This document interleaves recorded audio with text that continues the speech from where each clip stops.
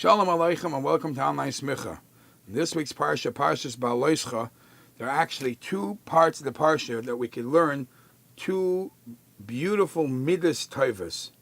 One is a positive midah, and one is what not to be.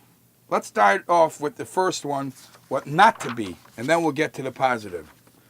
In Perek Yud Aleph, Pasuk Aleph, the Pasuk begins and says, Vayihi ha'am kimis'oinenim Ra be'ozne Hashem, that the Yidden were always looking to complain, and it was evil, it was bad in the ears of Hashem.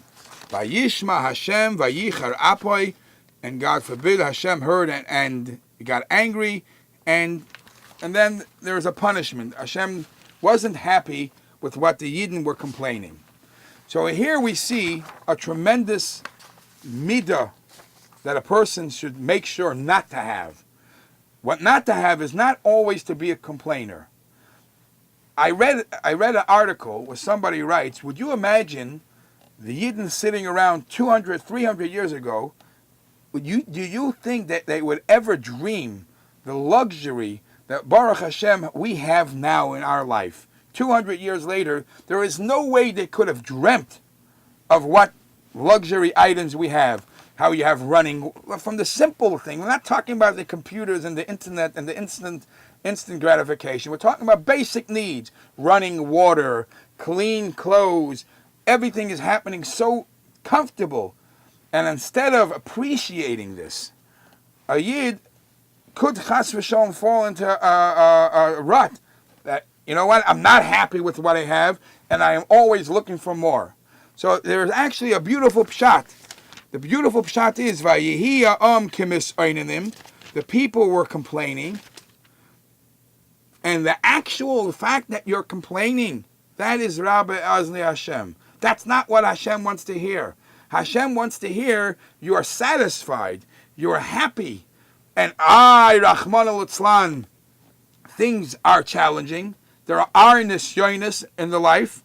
So you have to remember what the pasuk says in Chumash Devarim. The pasuk says, "Leman anoischa, uleman nasesecha." Hashem tests us. Hashem gives everybody a challenge.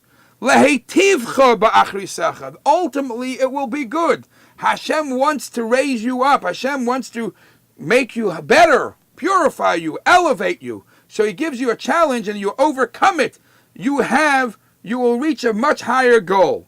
But a person should learn to appreciate and be thankful for what he has and be comfortable and say thanks to Hashem. This same concept we actually find earlier in the Parsha. Earlier in the Parsha, when it talks about the Leviim, so the Pasuk says that the Yidden, the Samchu b'nei Yisrael es Yedeyim al HaLeviim, that the Yidden put the b'nei Yisrael put their hands on the Leviim, and by doing smicha on the Leviim, they make the Leviim reach their goal, their level, which now they could serve in Hashem. They serve in the Beis HaMikdash and do this service. Which the Shemesh Shmuel from Sachachav asks a very simple question.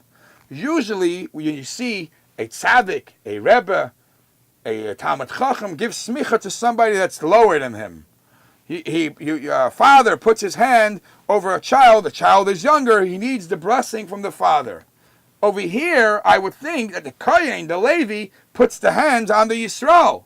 How is it that the Yisrael is placing their hand on the Levim? The Levim, aren't they in a higher level?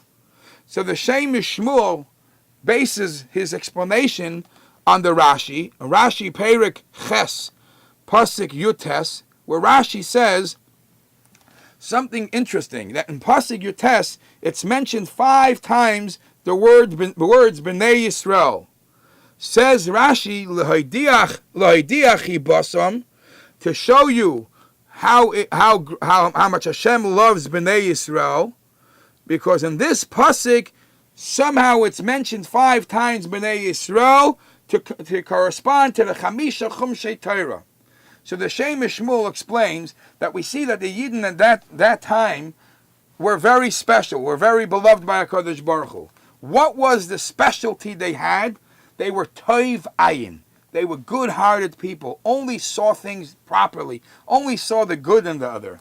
When the Yidden saw that there is a job that has to get done by Leviim, so the Leviim have to have some room for themselves in the Mishkan. It says that the Yidden backed off and they said, let's give them their own space. Let's give them their time and space that they should shine. Let them do, that's for them. I'm happy for you. A toiv ayin. Now, for the Leviim to be able to do their service, it says in Svarim that the service that the Leviim did primarily was to sing and to play with the clay shear. What was that supposed to accomplish?